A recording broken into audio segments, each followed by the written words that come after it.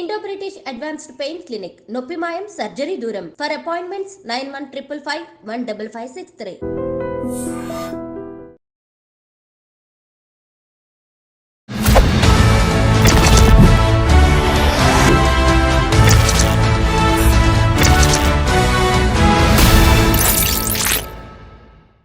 అందరికీ నమస్కారం. నేను Swarupa Potlapalli. Welcome to I dream. ఈ ఏడాది జనవరి 13వ తేదీ నుంచి ఫిబ్రవరి 26వ తేదీ వరకు ఉత్తరప్రదేశ్ లోని ప్రయాగ్రాజ్ లో జరుగుతున్న మహా కుంభమేళాకు ఎంతో విశిష్టత ఉంది. ఎంతో మంది ఎక్కడెక్కడి నుంచో, చివరికి విదేశీయులు కూడా ఈ మహా కుంభమేళాలో స్నానమాచరించడానికి రాబోతున్నారు. ముఖ్యంగా ముక్కోటి దేవతలు ఇక్కడ స్నానమాచరించి తమ దివ్య శక్తిని మరింతగా పెంపొందించుకుంటూ ఉంటారు. ఇక్కడ ఉన్న త్రివేణి సంగమానికి ఇంకా ఎంతో విశిష్టతలు ఉన్నాయి. అయితే ఈ కుంభమేళాలో స్నానమాచరించడానికి ఏ రోజు వెళ్ళాలి, ఎప్పుడు ఎలాంటి పూజలు చేయాలి, అయితే అక్కడ ఉండే స్వామీజీలను, పండితులను, పూజారులను ఎవరిని నమ్మాలి, ఎలాంటి పూజలు చేయించుకుంటే ఎలాంటి ఫలితాలు వస్తాయి, వారికి ఎంత డబ్బు రూపేణా మనం చెల్లించవచ్చు, ఇలా అలాగే ఇంకొక వైపు ఇక్కడికి వస్తున్న వాళ్ళు ఎలాంటి జాగ్రత్తలు తీసుకోవాలి, ఎన్ని రోజులు ఉండాలి, ఇలా అనేక విషయాల మీద మనకు వివరణ అందించడానికి వారణాసి నుంచి అఘోరా శక్తిపీఠం వ్యవస్థాపకులు వైఎస్ బాలకృష్ణ గారు జూమ్ లో ఇంటర్వ్యూలో నాతో పాటు రెడీగా ఉన్నారు. ఆయనతో మాట్లాడి అనేక విషయాలు తెలుసుకుందాం. నమస్తే బాలకృష్ణ గారు. చెప్పండి అమ్మా. అయితే ఇప్పుడు 45 రోజుల పాటు మహాకుంభమేళా జరగబోతోంది. ఎంతో మంది ఎన్నో రకాలుగా దీనికి సంబంధించి ప్లాన్స్ వేసుకున్నారు. అయితే ఎప్పుడు అక్కడికి వస్తే మంచిది అంటారు భక్తులు? ఏ రోజుల్లో స్నానం ఆచరిస్తే ఎలాంటి పుణ్యం వస్తుంది? ఆ రోజుల విశిష్టత కూడా తెలియజేయండి. జనవరి 13వ తారీఖు 2025 నుంచి మొదలమ్మా కుంభమేళా. కుంభమేళా జనవరి 13వ తారీఖు పౌర్ణమి స్నానం, పూర్ణిమ స్నానంతో మొదలు. ఆ రోజు స్నానం చేయాలి. ఆ తర్వాత మకర సంక్రమణం జనవరి 14, ఆ రోజు స్నానం చేయాలి. రెండవది షాహి స్నానం అంటారు. ఇది నాకు మౌని అమావాస్య రోజు చేయాలి. ఇది జనవరి 29. ఆ తర్వాత వసంత పంచమి. వసంత పంచమి స్నానం వచ్చేసి ఫిబ్రవరి 12. అలాగే మాఘ పౌర్ణిమ ఫిబ్రవరి 12, మహాశివరాత్రి ఫిబ్రవరి 26. ఇలా 6 స్నానాలు ఖచ్చితంగా చేయాలి. బట్ అవకాశాన్ని బట్టి మీరు స్నానం ఆచరిస్తే బాగుంటుంది. 3వ స్నానంగా ఇందాక ఒక మాట చెప్పాను, వసంత పంచమి, అది షాహి స్నానం అంటారు. అది ఫిబ్రవరి 3వ తారీఖు. ఈ సమయాల్లో స్నానం గనక చేస్తే చాలా మంచిది అనేటువంటి భావన.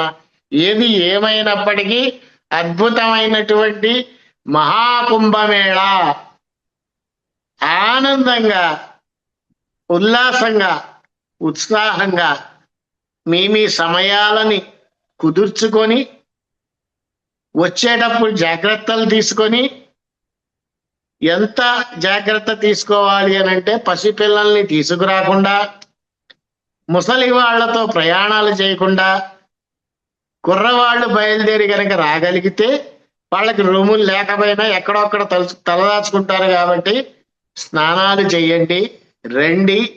మీకు ఉన్నటువంటి పాపాలు పోతాయని నేను చెప్పను, పుణ్యం వస్తుంది అని కూడా నేను చెప్పను. కానీ మనలో ఉన్నటువంటి నెగిటివిటీ పూర్తిగా పోయి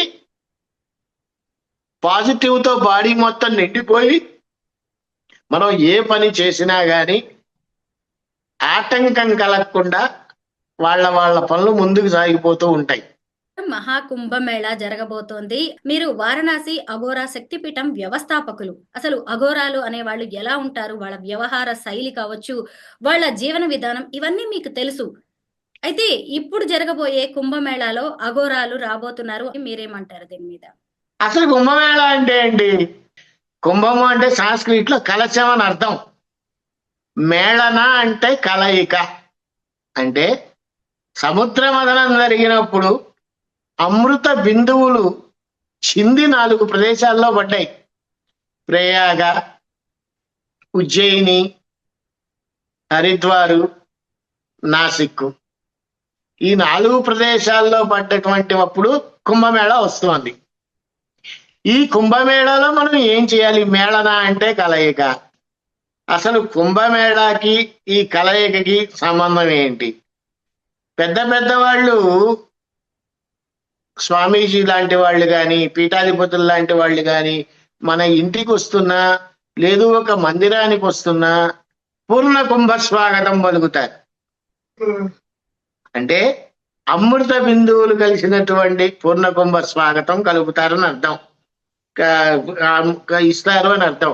అలాగే ఈ కుంభమేళాలో ఒంటికాల మీద నుంచి తపస్సు చేసుకునేవాళ్ళు, ఒక చెయ్యి ఎత్తి తపస్సు చేసుకునేవాళ్ళు, చిన్నతనంలోనే నాలికని శివుడికి అర్పించేసి ఆహారం లేకుండా ఇప్పటికీ తపస్సు చేస్తున్న వాళ్ళు, ఇంకొంతమంది నది చుట్టూతో తిరిగి తపస్సు చేసేవాళ్ళు, కొంతమంది ముళ్ళ మీద పడుకొని తపస్సు చేసేవాళ్ళు, ఎందరో మహానుభావులు, అందరికీ వందనాలు. వీళ్ళందరినీ కూడా మనం ఖచ్చితంగా ఈ కుంభమేళాలో చూస్తాం.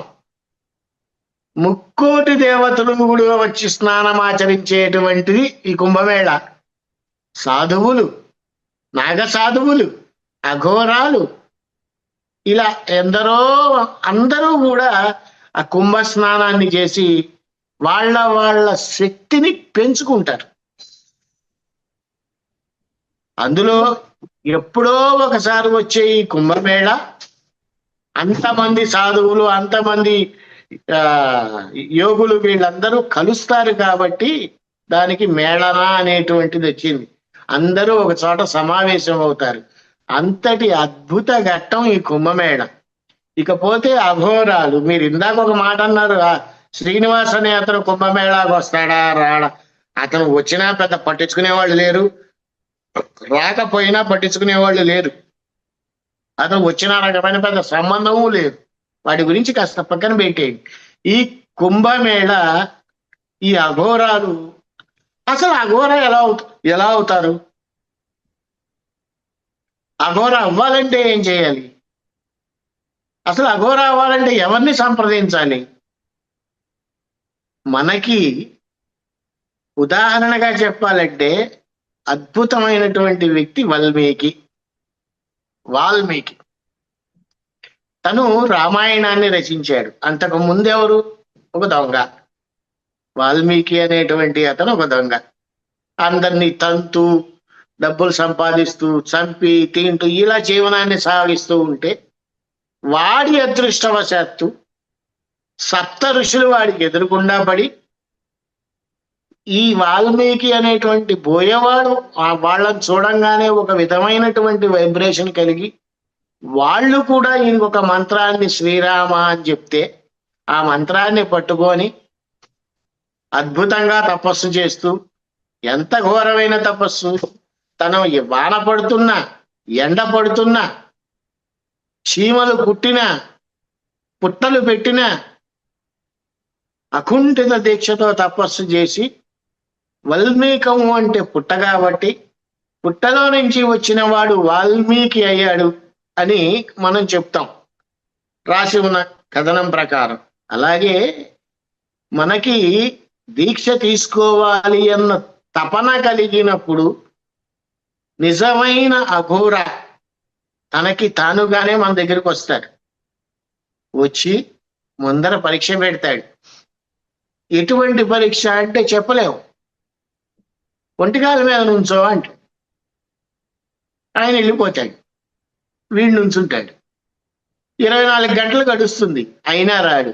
చివరికి విసిగెత్తి ఈయన నిజంగా అఘోరానా కాదా అని వీడు వెళ్ళిపోయాడు అనుకోండి, వీడి కర్మ. అదే ఉన్నాడనుకోండి, ఆ గురువుకి నచ్చాడు అనుకోండి, ఒక అఘోర దీక్ష ఇస్తారు. అఘోర దీక్ష ఇచ్చిన తరువాత ఫస్ట్ వాడికి వాడు దహన సంస్కారాలు చేసేసుకోవాలి.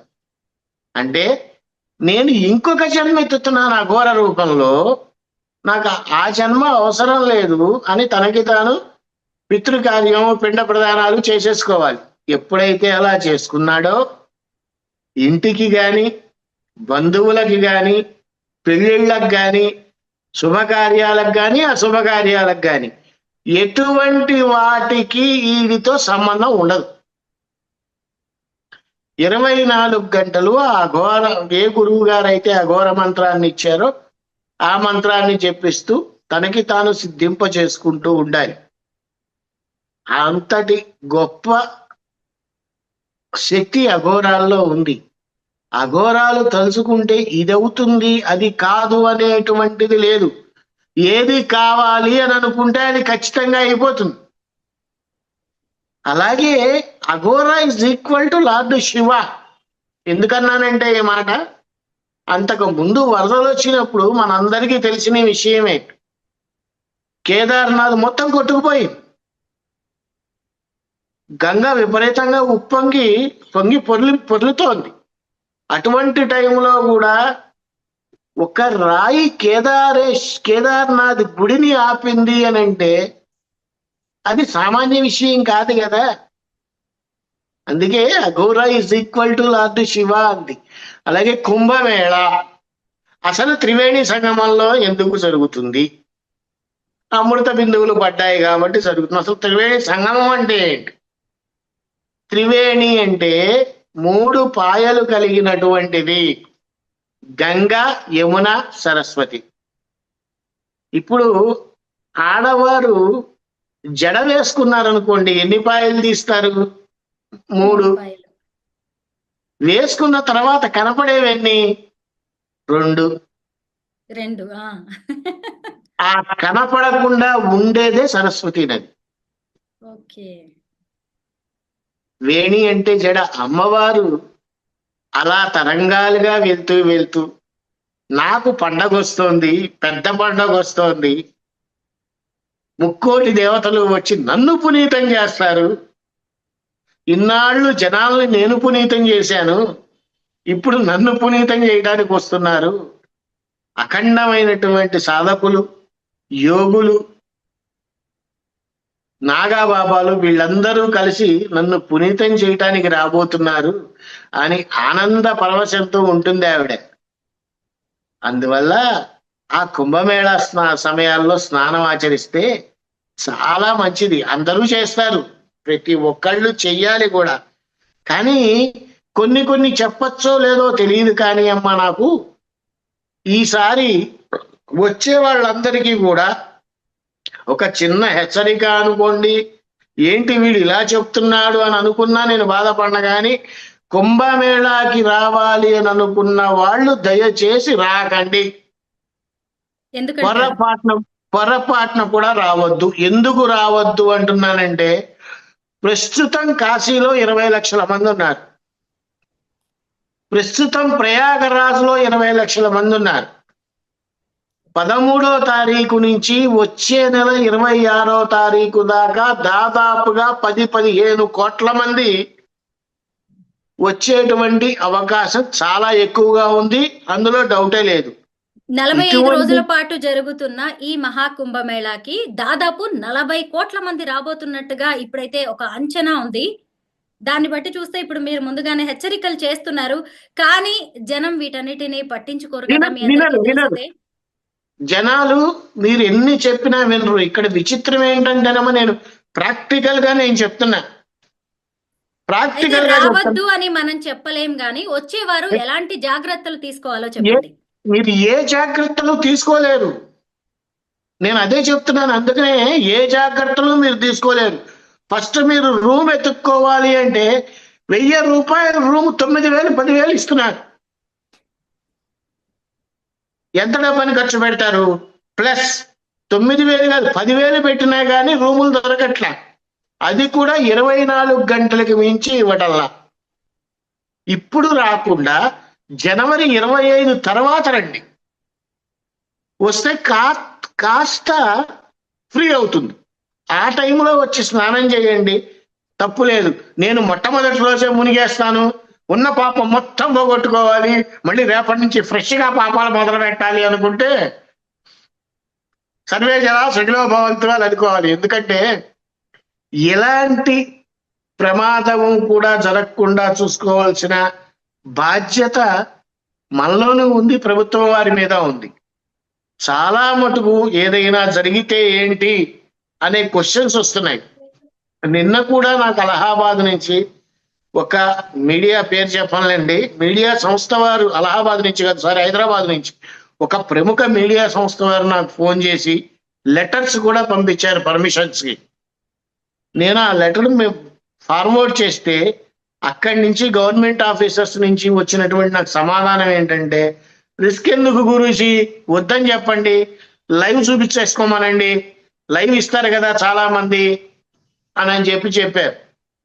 ఆ ఛానల్ పేరు చెప్పడం కూడా నాకు బాగోదు, అందుకని ఆ ఉద్దేశంతోనే నేను ఛానల్ పేరు చెప్పడం లేదు మీకు. చాలా పెద్ద ఛానల్ అది. కాకపోతే ఏంటంటేనమ్మా, చేసే పని కరెక్ట్ గా చేస్తే, ఆలోచించి చేస్తే ఇబ్బందులు జరగకుండా ఉంటాయి. ఇబ్బందులతో వచ్చి ఇబ్బంది పడటం కన్నా కూడా అందులో మెయిన్ ఏంటంటే, ఏ ఎండాకాలమో అయితే పర్వాలా, చలికాలం స్వెట్టర్ లేకుండా బయటికి రాలేం, స్వెట్టర్ కాదు జర్కిన్ లేకుండా రాలేం. అంత చలిలో వణుకుతూ స్నానాలు చేసి పిల్లల్ని వేసుకొని పిల్లల్ని గంగలో ముంచి వాళ్ళకి జలుబులు జ్వరాలు దగ్గులు వచ్చి ఇలాంటి వాటికి కాస్త దూరంగా ఉంటే మంచిది. స్నానం తప్పు అని నేను ఎప్పుడు చెప్పను, రాకూడదు అని చెప్పను. 25 తర్వాత వస్తే కాస్త ఈ అఘోరాల తాకిడి కానీ నాగసాధువుల తాకిడి కానీ తగ్గుతుంది. కాబట్టి స్నానం చేయటానికి కాస్త ఉండటానికి వెసులుబాటుగా మనకి అనుకున్నటువంటి బడ్జెట్ లో రూములు దొరుకుతాయి కాబట్టి ఆ టైంలో రండి అన్న. అలాగని మేము శివరాత్రికే ఉండటానికి వస్తున్నాము అంటే ఎంత చెప్పినా వినకపోతే ఏం చేస్తామమ్మా, ఏమీ చెయ్యలేం. అది విషయం. చెప్పు తల్లి.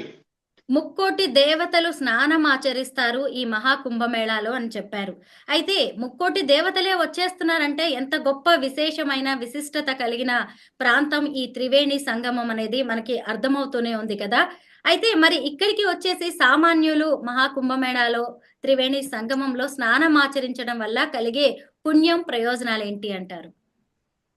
అదేనమ్మా ఇందాక చెప్పాను కదా, మనకి స్నానం అన్ని చోట్ల కుంభమేళాలకు కానీ పుష్కరాలకు కానీ స్నానాలు చేస్తూ ఉంటారు. అసలు ఏం చేయాలి?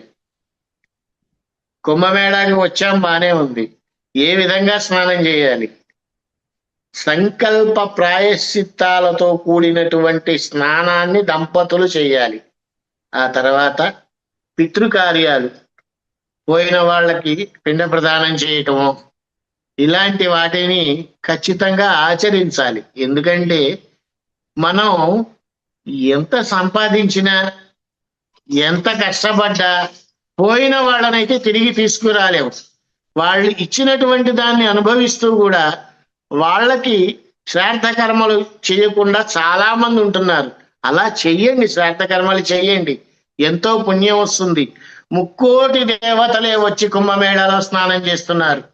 పాపాలన్నీ పోవాలి అని త్రివేణి సంగమంలో ఉన్నటువంటి ఆ గంగా యమున సరస్వతి అమ్మవార్లు కూడా ఆ ముక్కోటి దేవతలు ఎప్పుడొచ్చి స్నానం చేస్తారా, ఆ నాగసాధువులు ఎప్పుడు స్నానం చేస్తారా, ఆ ఘోరాలు ఎప్పుడు స్నానం చేస్తారా?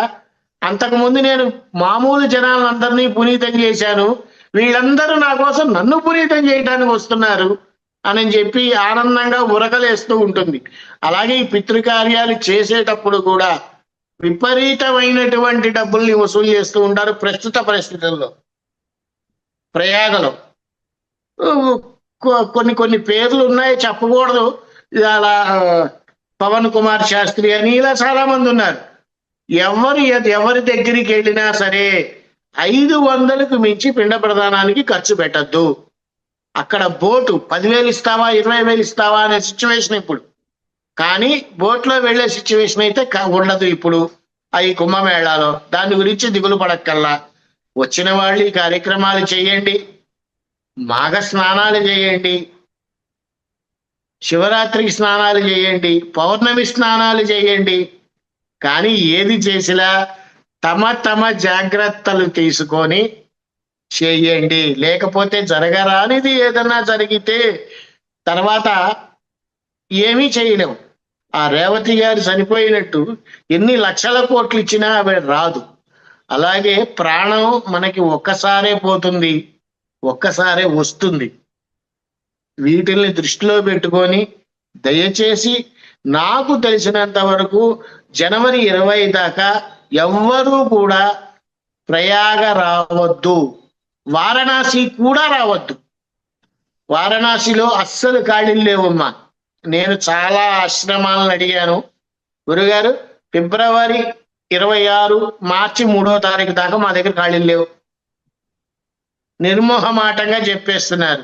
పైగా వచ్చే వాళ్ళకి కూడా ఒకరోజే ఇస్తున్నారు అకామిడేషన్, 2 రోజులు ఇవ్వటం లేదు.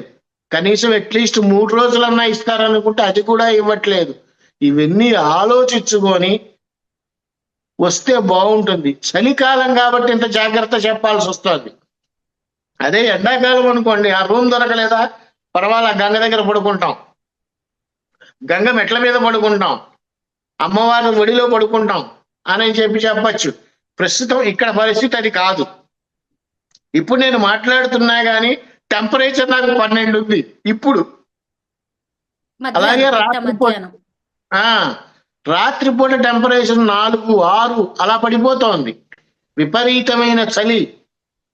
దయచేసి ఇవన్నీ దృష్టిలో పెట్టుకొని వచ్చే వాళ్ళందరూ కూడా 1కి 100 సార్లు ఆలోచించరండి.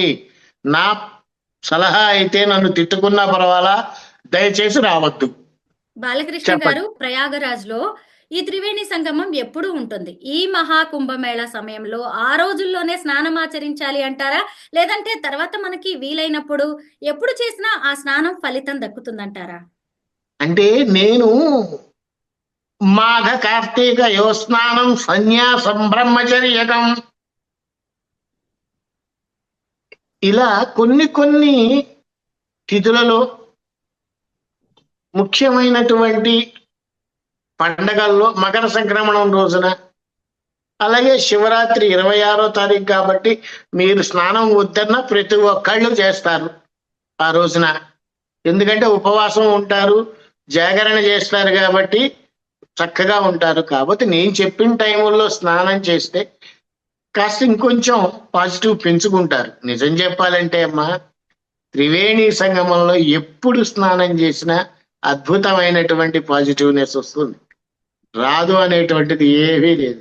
కాకపోతే ఏంటయ్యా అంటే, ఇందాక నేను చెప్పినట్టు మేళన అంటే కలయిక, మనకి కాదమ్మా, సాధువులకి, యోగులకి, అఘోరాలకి, వీళ్ళంతా ఒక చోట కలుస్తారు. చాలా మంది స్నానాలు చేయడానికి వస్తారో రారో నాకు తెలియదు, కానీ వీళ్ళని చూడటానికి వచ్చేవాళ్ళు ఎక్కువ ఉంటారు. రష్ అనేటువంటిది అక్కడే ఎక్కువగా ఉంటుంది. అఘోరాలను చూద్దాం, ఎప్పుడు కనపడరు కదా, నాగసాధువులను చూద్దాం, వస్తున్నారు తప్పితే భక్తిగా కుంభమేళాలో స్నానం చేయడానికి వెళ్దాం అనుకునేవాళ్ళు నాకు తెలిసి 90% లేరు. ఈ మిగతా 10% అందరూ కూడా భక్తిగా స్నానం చేస్తారు, కానీ ఈ 90% పీపుల్ అఘోరాలను చూడాలి, వాళ్ళు ఎలా ఉంటారో చూడాలి, అలా ఇచ్చేసేవాళ్ళు. ఒకటి, ఇంకొకటి అంత చలిలో మునిగి స్నానం చేయటం అనేటువంటిది నాకు తెలిసి కష్టమే అవుతుంది వీళ్ళకి. బట్ ఏది ఏమైనప్పటికీ జాగ్రత్తలు అనేటువంటిది చాలా అవసరం. 1కి 10 సార్లు మళ్ళీ చెప్తున్నాను, ఆలోచించుకొని కుంభ స్నానాలకి రండి. ఆలోచన లేకుండా మనకి టికెట్ దొరికింది, ఫ్లైట్ దొరికింది అని ఎక్కేసి వచ్చేస్తే ఇక్కడికి వచ్చిన తరువాత బాధపడటం కన్నా బయలుదేరేటప్పుడే ఆలోచించుకొని బయలుదేరటం మంచిది. ఎందుకంటేనమ్మా, నాకు అర్ధరాత్రి కూడా 2ంటికి ఫోన్ చేస్తున్నారు, అయ్యా మాకు రూములు లేవు. నేనేం చేయగలుగుతాను? రూమ్స్ అసలు ఎక్కడా లేవు.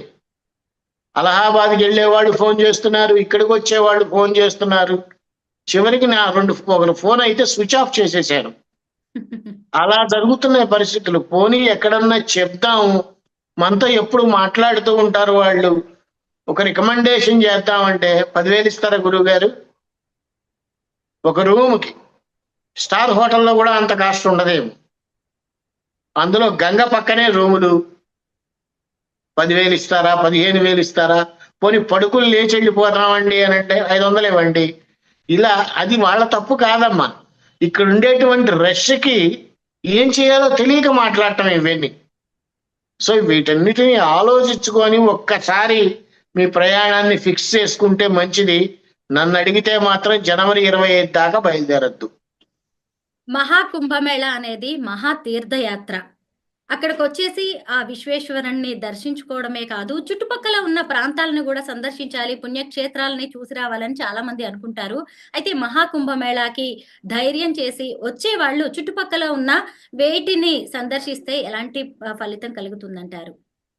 చుట్టుపక్కల అంటేనమ్మా అసలు నిజం చెప్పాలంటే ఒక కాశీ చుట్టానికే జీవితకాలం సరిపోదు. అవును. ఒక జీవితకాలం సరిపోదు కాశీ చుట్టానికి. కాశీ వస్తే ఏం చూడాలి? కాలభైరవ దర్శనం, విశాలాక్షి అమ్మవారు, అన్నపూర్ణాదేవి తల్లి, వారాహి, సంకట విమోచన హనుమాన్ మందిరం, ఇవి అందరూ చూసేవి. ప్రత్యేకంగా ఏమున్నాయి? నవదుర్గలు, నవగౌరీలు, ద్వాదశ ఆదిత్యులు, చెప్పన్న గణపతులు, అష్టభైరవులు, ఇలా చెప్పుకుంటూ పోతే ఒక 1000-2000 గుళ్ళ పేర్లు చెప్తా నేను. మెయిన్ ఇంపార్టెంట్వి చెప్తున్నా. ఆ తర్వాత కాశీ చుట్టుపక్కల వింధ్యాచలం, వింధ్యవాసిని అమ్మవారు అలహాబాద్ నుంచి దగ్గరే, కాశీ నుంచి కూడా దగ్గరే. వింధ్యవాసిని అమ్మవారిని చూడొచ్చు. అయోధ్య శ్రీరామచంద్రుల వారు, ఆయన్ని చూడొచ్చు. అలహాబాదు, ప్రయాగే మాధవేశ్వరి.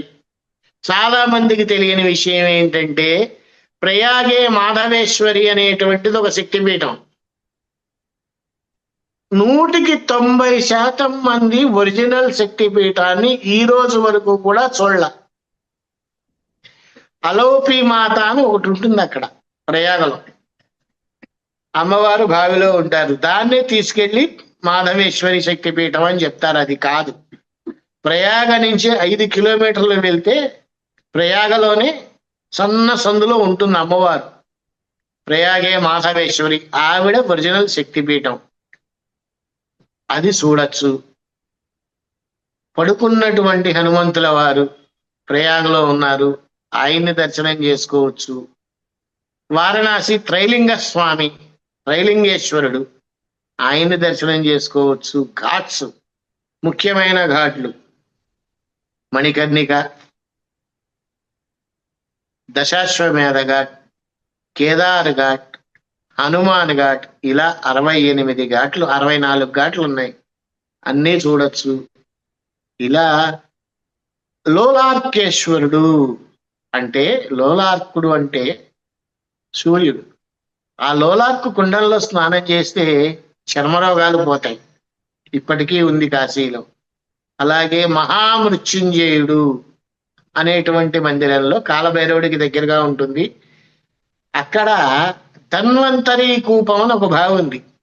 ఆ బావిలో గనక నీటిని తాగి క్యారీ చేసుకొని గనక వెళ్ళగలిగితే మనకున్నటువంటి దీర్ఘకాలిక రోగాలకి కాస్త ఉపశమనం దొరుకుతుంది. మహామృత్యుంజయ మందిరంలో ఉంది ధన్వంతరి కూపం అని. అలా ఇలా చెప్పుకుంటూ పోతే చాలా ఉన్నాయి. ప్రత్యేకంగా కాశీ శివరాత్రికి ఒక 4-5 రోజుల ముందర మీరు నాకు దయ ఉంచి ఒక జూమ్ లింక్ పంపండి. శివరాత్రి రోజు ఏం చేయాలి, శివరాత్రి రోజు ఎట్లా వెళ్ళాలి, ఎక్కడ ఏమేం జాగరణ చేయాలి, ఏమేం గుళ్ళు చూడాలి, స్పెషల్ గా శివరాత్రి రోజున ఒక ఎపిసోడ్ చేద్దాం తప్పకుండా. ఇలా చాలా ఉన్నాయి టెంపుల్స్. అలా దర్శనం చేసుకుంటూ ఉండండి. కాకపోతే ఎంత దర్శనం చేసుకోవాలనుకున్నా దర్శనానికి సమయం అయితే ఇది కాదు. 1-10 సార్లు ఇదే మాట చెప్తున్నా నేను. ఈ టైముల్లో వస్తే ఏ గుడికి వెళ్ళాలన్నా కూడా 3 కిలోమీటర్లు 4 కిలోమీటర్లు క్యూ ఉంటుంది. ఒక రోజులో దర్శనం అయితే అయ్యే పని కాదు. వారణాసిలో నిన్న మధ్యాహ్నం నుంచున్న వాళ్ళు ఈ రోజు మధ్యాహ్నానికి దర్శనం అయింది. విశ్వనాథుడి దర్శనం. అంత రష్గా ఉంది. సర్వే జనా సుఖినో భవంతు, లోకా సమస్త సుఖినో భవంతు. చెప్తండి. మహాకుంభమేళాకి సంబంధించిన వాస్తవ పరిస్థితులను మాకు మంచిగా వివరించారు. ముఖ్యంగా మహాకుంభమేళాకి వస్తున్నారా, జరభద్రం అంటూ అందరినీ హెచ్చరించారు. మొత్తానికి భగవంతుడికి భక్తుడికి ఉన్న అనుబంధం అందరికీ తెలిసిందే. వారి భక్తి వారిని ఎక్కడి వరకు తీసుకొస్తుందో మనం చెప్పాల్సినవి మీరు చెప్పాల్సినవి మీరు చెప్పారు. చూద్దాం. ధన్యవాదాలండి. ఎక్కడ దాకా భగవంతుడికి భక్తుడికి కాదమ్మా. అసలు మనకి చాలా మందికి తెలియంది ఏంటంటే మీకు ఇష్టమైన దేవుడి ఫోటో దగ్గరికి వెళ్ళి మీరు మాట్లాడండి, ఆయన ఎందుకు సమాధానం చెప్పడం? ఖచ్చితంగా చెప్తాడు. ఒక స్నేహితుడిగా మాట్లాడినా చెప్తాడు, ఒక తండ్రిగా మాట్లాడినా చెప్తాడు. మీరు ఎలా అడిగితే అలా చెప్తాడు ఆయన సమాధానం. అది రావాలి ముందర, ఆ భక్తి లోపల రావాలి. నేను గుళ్ళోకి వెళ్తేనే భక్తి వస్తుంది అనేటువంటిది తప్పని నేను చెప్పను, కరెక్టే. బట్ ఏంటంటే మనం మన ఫ్రెండ్తో ఎంత క్లోజ్గా మాట్లాడతామో, మనం మన తల్లితో ఎంత ఆప్యాయంగా ఉంటామో, ఎంత గొడవ చేస్తూ ఉంటామో, అదే గొడవ భగవంతుడితో చేయండి, చెప్పినట్టు వింటాడు ఆయన. బోళా శంకరుడికి ఏం కావాలమ్మా? ఓ చెమ్ము నీళ్లు పోసి శంకరా అంటే ఏమిట్రా అంటాడు. అవును. ఓహో, మనం రుద్రం చదవక్కర్లేదు, మంత్ర పుష్పాలు చదవక్కర్లేదు, ఏమి చదవక్కర్లేదు. నెత్తి మీద బెలవదళం వేసి శంకరా నువ్వు చెమ్ము నీళ్లు పోస్తే ఏంట్రా అంటాడు. అది రావాలి ముందర మనకి. ఆ భక్తిని అలవాటు చేసుకుంటారని, అలవాటు చేసుకోవాలని మనస్ఫూర్తిగా కోరుకుంటున్నాను తల్లి. ధన్యవాదాలండి. సర్వే జనా సుఖినో భవంతు, లోకా సమస్తా సుఖినో భవంతు.